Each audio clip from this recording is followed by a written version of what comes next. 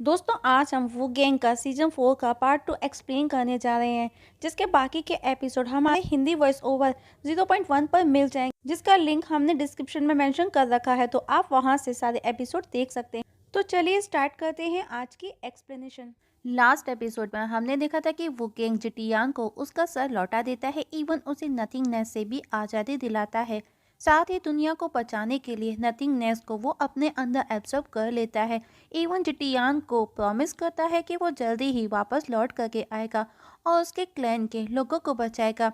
पर गुएरो गेट के अंदर का नज़ारा काफ़ी मिस्टीरियस था। वो गैंग ने देखा उसके साथी डेड सी मेमोरीज में ट्रैप हो रहे थे। तो दोस्तों देखेंगे आज की एक्सप्लेनेशन में क्या वो गैंग अपने सभी साथियों को उस डेड सी मेमोरीज का शिकार होने से बचा सकेगा। तो चलिए स्टार्ट करते हैं।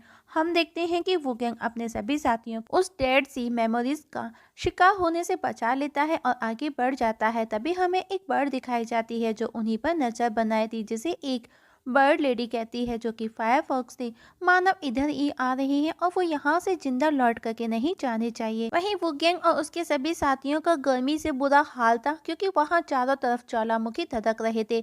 शिवांग बोला, वो डेड सी मेमोरीज हमारे लिए ट्रैप था। कियू बोली, अगर आज वो गैंग हमको उस ट्रैप से नहीं बचाता तो हम भी उस डेड सी मेमोरीज का एक हिस्सा बन चुके होते। और अब हमें और अधिक अलर्ट रहना होगा, क्योंकि अब हमारा सामना वियर्ड चीज़ों से होने वाला है। तब हेली उन्हें आगे का रास्ता दिखाता है, जो कि हर तरफ उन्हें दूर दूर तक धधकते हुए ज्वालामुखी का लावा ही बिखरा नजर आ रहा था। मतलब कि आगे का रास्ता बहुत ही मुश्किल होने वाला था, क्योंकि दूर दूर तक कुछ भी नजर नहीं आ रहा था सिवाय लावा के। तब नीजा ने कहा, क्या हमको लौट करके चलना चाहिए? वो गैंग बोला, नहीं, क्योंकि उसे बस वो तीसरा टुकड़ा हर हाल में चाहिए था। वो नहीं रुका, पर वो जैसे ही आगे बढ़ने को था, वही बर्ड लेडी उसे रोकने आ गई। ये बर्ड लेडी वही लेडी है जिसे जिटियान की विजन में दिखाया गया था। वो गैंग को वो जानी पहचानी लगती है, पर फिर भी वो उसे पहचान नहीं पाया और उससे उसके बारे में पूछता है कि वो कौन है। लेडी बोली, बुराई की शक्ति जाग रही है। वो गैंग समझ गया कि वो नथिंगनेस का बोल रही है। वो गैंग ने कहा, वो इस समय मेरे अंदर मेरे कंट्रोल में है। मुझे नहीं लगता इससे किसी को कोई परेशानी होनी चाहिए। पर वो गैंग उस लेडी के बर्ड को नोटिस करता है, क्योंकि उसके 3 पैर और आंखों से आग निकल रही थी। लेडी ने कहा, ये गोल्डन क्रो है और नथिंगनेस पर कोई भी कंट्रोल नहीं कर पाया आज तक, जबकि तुम तो एक मामूली से इंसान हो। इवन एक दिन तुम भी उसकी पपेट बन जाओगे। तब वो गैंग उसे वो स्वार्ड के टुकड़े को दिखाता है, जिसे देख करके लेडी सरप्राइज थी। उसने पूछा, आखिर तुमने चिटियांग के साथ में क्या किया? तुम्हारे पास में ये टुकड़ा कैसे आया? तब वो गैंग बताता है, उसने मुझे ये अपनी मर्जी से दिया, और तीसरा टुकड़ा जो तुम्हारे पास है वो भी तुम मुझे दे दो, फिर हम मिलकर के नथिंगनेस को खत्म कर देंगे। जिस पर लेडी ने कहा, बंद करो अपनी चालाकी और तुम मरने के लिए तैयार हो जाओ, क्योंकि नथिंगनेस इस समय वो गैंग के अंदर था। और बोली, जिसको अपनी जान प्यारी है वो यहाँ से जा सकता है। दरअसल वो उसके साथियों को अलर्ट कर रही थी, पर वो तीनों वो गैंग के सामने आकर के खड़े हो जाते हैं, क्योंकि वो गैंग उनका ग्रैंड मार्शल था। और अब वो तीनों उस फायर लेडी पर वार करना स्टार्ट कर देते हैं, पर वो तीनों का वार उस लेडी को टच भी नहीं कर पाया। इवन वो उन्हीं पर हावी होने लगी थी। अपने लोगों को कमजोर पड़ता देख वो गैंग उस पर हमला कर देता है, पर वो लेडी वो गैंग के हाथ में वो वेपन देख करके पहचान जाती है कि ये गोंग सूंग का ग्लोव है, और वो समझ जाती है कि उसके पास में गोंग जोंग की पावर है। वो किंग भी सरप्राइज था कि वो लेडी गोंग जोंग को कैसे जानती है। दोनों ही एक दूसरे का डट कर के सामना कर रहे थे, तभी जोरदार धमाके के साथ में हर तरफ धुआं धुआं हो गया। पर तभी लेडी धुएं से निकलते हुए वो गैंग पर हमला कर देती है, और इस बार उसका वार वो गैंग पर हावी हो रहा था, और वो गैंग का सर पकड़ करके उसे हवा में उठा करके फेंक देती है, जिससे वो गैंग को और ज़्यादा गुस्सा आ गया। और वो बोला, मुझे नफरत है ऐसे लोगों से जो बिना बात के समय खुजली करते हैं, और अब मेरी बारी है। और अब कंटिन्यू लेडी पर वो बार बार मुक्के पर मुक्के से वार किए जा रहा था, और आखिर में वो गैंग गोंग जोंग वेपन को एक्टिवेट कर लेडी को जोरदार पंच मारता है, जिससे वो धड़कते लावा में जाकर के गिर जाती है। पर अभी भी वो शांत नहीं होती, और देखते ही देखते वो एक विशाल रूप ले लेती है। और इस समय वो बहुत ही ज़्यादा गुस्से में थी, और वापस से वो गैंग पर फायरबॉल से अटैक कर देती है। वो गैंग सभी को प्रोटेक्ट करने के लिए अपने चारों तरफ एक प्रोटेक्शन शील्ड क्रिएट कर लेता है, पर वो बॉल से जो आग निकल रही थी उसे नेचा प्रोटेक्शन शील्ड के अंदर भी फील कर रहा था। वो गैंग भी समझ नहीं पाता कि आखिर वो इतनी पावरफुल कैसे हो सकती है। लेडी बोली, जुआन भी मेरे सामने इस तरह इतना घमंडी नहीं था जितना कि तुम हो रहे हो, और बताती है कि वो लास्ट 90,000 साल से उस फायर गोल्डन क्रो की आग में चल रही है। इन सब बातों से उसका गुस्सा इतना बढ़ गया कि अब उसके गुस्से की आग में ज्वालामुखी भी फटने लगे।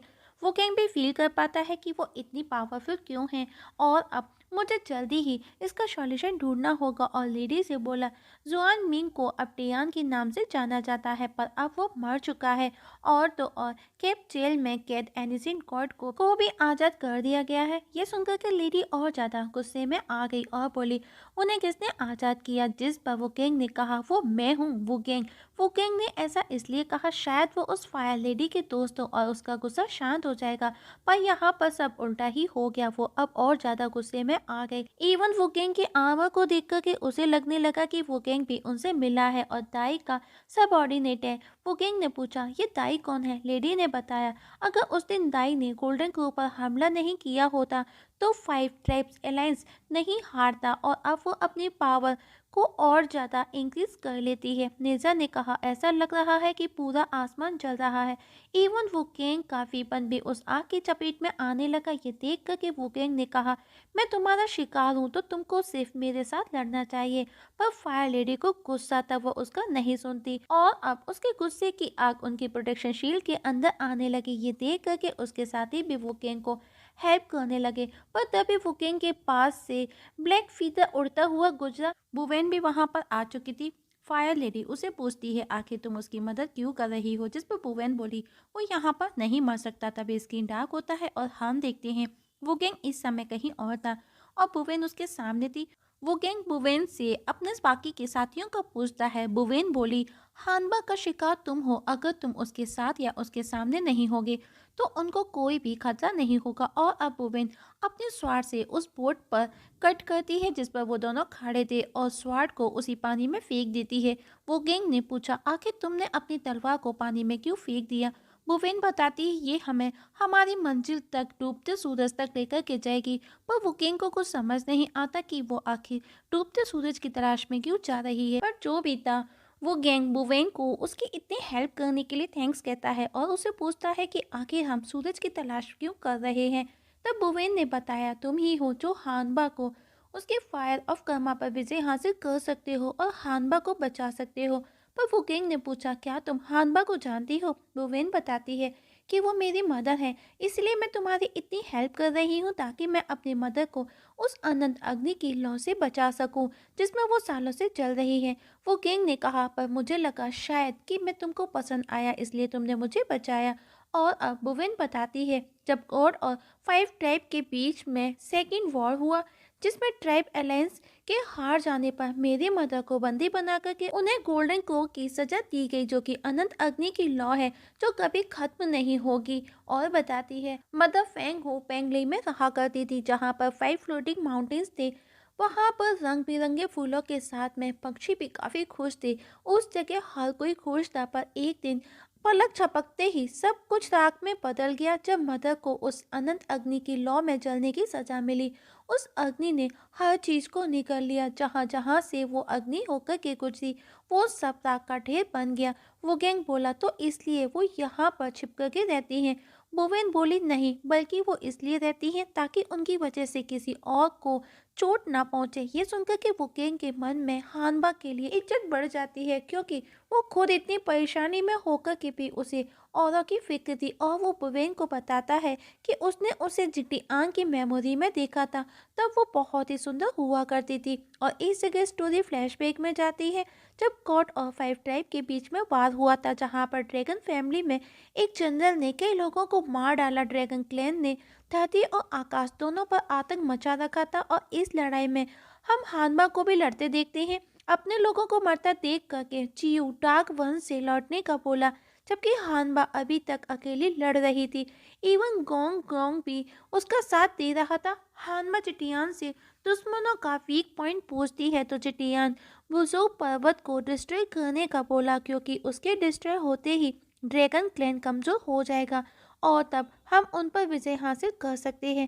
तब गोंग अपनी पावर का यूज कर विशाल रूप धारण कर उस पर्वत को डिस्ट्रॉय कर देता है, जिससे स्वर्ग के पानी से धरती पर बाढ़ आ और वो युद्ध रुक गया। स्टोरी वापस से प्रेजेंट में आई। वुकिंग वुवेन से डेड सी मेमोरीज के बारे में पूछता है, साथ ही उसने अपनी तलवार पानी में क्यों फेंकी। वुवेन ने बताया कि वो स्वॉर्ड हमें हमारी मंजिल तक ले जाने में मदद करेगी और ये नाव जिस पर तुम सवार हो ड्रैगन हॉर्स की बोन से बनी है। और अब वो उसे उस समुद्र के बीचों बीच लेकर के पहुंची जहां पर पानी सबसे ज्यादा गहरा था। वुकिंग जब पानी में झांका तो उसे एक प्लैनेट नजर आया।